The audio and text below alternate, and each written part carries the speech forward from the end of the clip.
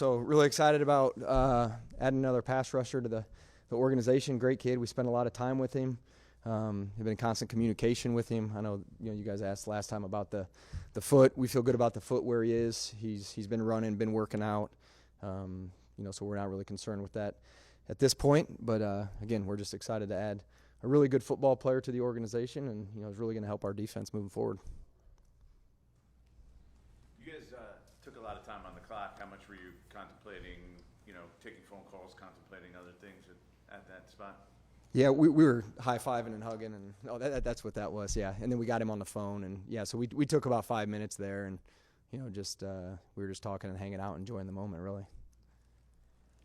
When did you realize that this would be a possibility, that this is kind of the guy you were going to likely land on, and did the action before you at 2?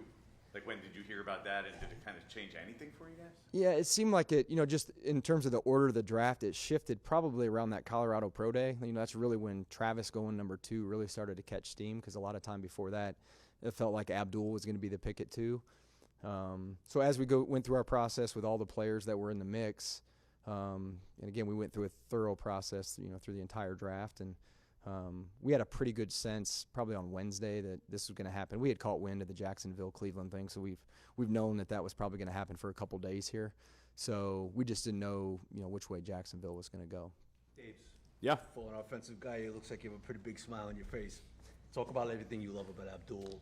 Yeah. Talk about the process, everything that you yeah. attracted to the show. I had a chance to get some breakfast with him when I went down to Penn State to visit my daughter for her parents' weekend that we had lined up. And in the morning, when we were getting ready to leave, I went to a little breakfast spot down there at Penn State that I've been to a few times. And we had a great breakfast, great meeting. He's a great kid, and he's an exceptional player. He's got great quickness, bend. He's hard to block. He played off the ball the year before, and he has some instincts in that area as well. Smart. Just had a really good meeting with him, and then he was up here. Fun guy to evaluate. You look at him from an offensive perspective and things that, I think we might have to do if we ever had to play against him, which we have certain guys in our division that are similar to that. But he's coming in. He's going to do everything he can to help us out, and he'll start from ground zero with us and Shane and Charlie. But he's got a great personality. He's a lot of fun to be around, and he's a good football player. Dave, if you don't mind, just when he was in a building, did he kind of engulf everything, the whole history of the Giant linebacker tradition, anything like that? Did he kind of? Yeah, I think you guys saw that. He put something out there. But he's going to have to be Abdul and do the things we need him to do. But I think he has position flexibility. I think he can do a variety of things. He's extremely athletic for a big guy. He's played on the edge. He's played off the ball. How we deploy him. We have to get him here and work with him. But smart. He's got a great personality. And, he was a fun guy to evaluate. He's a tough guy to block. The fact that he had only 1 year at defensive end, does that give you a feeling that his ceiling, that he's not even close to his ceiling at that position with more experience that he's going to gain? You saw what he can do when he's rushing and on the edge, and the issues that he creates with his get off and bend. It's really unique. So, again, that was his first year, but he's an exceptional athlete. Just really look forward to working with him. Very happy that we had the opportunity to get this guy. Joe, was he the number 1 player on your board? Yeah, I'm not going to get into who's where on our board, but we are ecstatic to have him. Top 3, I would assume. Obviously, he was in the top 3. He was definitely in the top 3. Do you, both of you guys, offense, quarterbacks, and scoring more points, that's all important. But at this point, is there anything wrong with developing an identity as a really, really good defensive team? And where do you think you are with this addition to being a team that you could say, we're a top 5, we're a top 10 defense? Yeah, we're in phase 1 of our offseason program and have 1 draft selection. So let's get him here. Let's get him into our defense. Again, I would say there's a lot of happy people that he was there upstairs with Shane and Charlie. And we had Andre Patterson, who's coached the defensive line a long time, and really take a look at him. And we're happy that we have this young man to help us, and we're going to try to do everything we can do to help him. But there's a long way to go here. You made it sound like it was an easy decision. Just curious, how much of a consideration was quarterback at 3? Yeah, it's as long as the process is, Dan, you go through it. This wasn't an easy decision, but throughout the process, it became an easy decision that led us to today. So there's a series of events, meetings. It's a very detailed process. Again, pro days, privates, breakfasts that Dave's had with him. So it leads up to it, makes it an easy decision on draft day. Joe, you mentioned that at the Colorado Pro Day, the draft seemed to take a turn, and the idea that Travis would end up there. How much more did you guys put into your evaluation of Abdul at all at that situation when you kind of got the sense that maybe he was going to be sitting there for you instead of Hunter? Yeah, Abdul's one of those guys that, as a true freshman, jumped off the film. If you're just watching anybody against Penn State, he's playing off the ball. He's moving at a different speed than everybody else. So, as personnel folks, you're always, man, who's that freshman? Like, kid at Ohio State this year, that receiver. Like, that guy's jumping off the film already. So he was one of those guys. So he was on our radar from early on in August. Like, we got to go see Penn State. We have to go see this guy play. And I was able to see him live at against Ohio State. I was able to see him live, in the Orange Bowl against Notre Dame. So he was always a guy that was on our radar. That is a special talent. And again, we were just fortunate, to be able to land him. You already have Kayvon and Brian Burns obviously on the edge. How do you? What's the vision? Like, how do you guys expect to make that work? And the natural assumption by some people is going to be, they're going to trade Kayvon.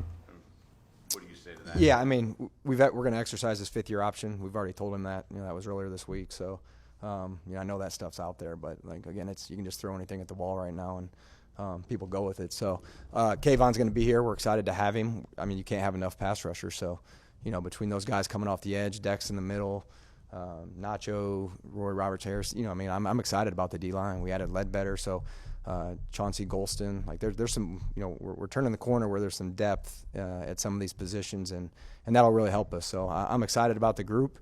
Again, we're phase 1, so Shane and his staff and Dave's will get together and figure out the creativity of how they're going to utilize the personnel. How seriously did you make an attempt to trade up to number 1, and was there any point you felt you came close, or was Tennessee not interested? Yeah, we've had conversations going up and back, and again, just it takes 2 to tango in those situations, and yeah, there wasn't any. Tennessee stayed and took Cam Ward. So you done for the night? We'll see. Yeah, you always ask if you guys can go home. Yeah, you guys can. Whatever you got to do your job. I'm never going to tell somebody how to do their job. Joe, you mentioned obviously you can't have enough pass rushers, but just knowing obviously the history of this, and Brian, you're not so stupid, knowing the history of this franchise with the great pass rushers, how exciting is it to just kind of add Abdul to that mix, knowing what this team has historically done with good pass rushers? Yeah, I mean, we were talking on the way down just in terms of adding, dogs and a certain type of mentality, and I would say 2 years in a row with Malik's competitiveness and the toughness that he plays with, and then you add another guy like that in the first round, like Abdul Carter, and the motor he plays with, and the toughness and the violence. That's that can really help. The identity question was mentioned. That can help develop an identity. Those type of players, and the more of those guys that you can acquire, the more that can come to life. In regards to using Abdul, can you envision stuff with the 3 of them together? I'm talking about Kayvon and Brian Burns. Like, is that something you guys have thought about and can envision? Yeah, potentially. Yep. How did you, I guess, pitch that to Abdul? I guess when you were talking about his fit, what did you tell him about how he fit in with that trio? Well, I would say Charlotte, it's not recruiting. You're not recruiting athletes to come and they get to choose. You get to choose them. But we had very good conversations with him. Again, he's played multiple spots. Off the ball linebacker, moved and was very productive on the edge.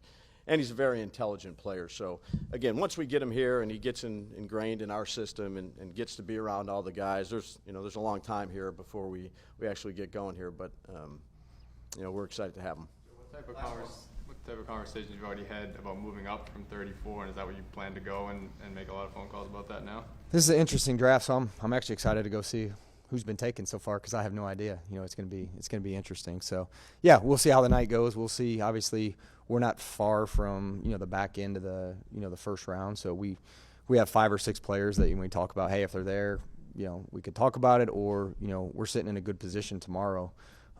When you have the second pick in the second round, people sit around all day on Friday and they fall in love with guys, so you can also turn that into multiple picks as well. So there's a couple different avenues. I'm just excited to go up there again because we've been so focused on what we're doing. I haven't really heard a lot of rumors on what's going to go on behind us. So I'm excited to it's a great time of year for us. It's fun. We put a lot of work into it, so it's fun to see how everything goes and sit up there with the scouting staff and personnel guys and just see what other other teams thought of players. So.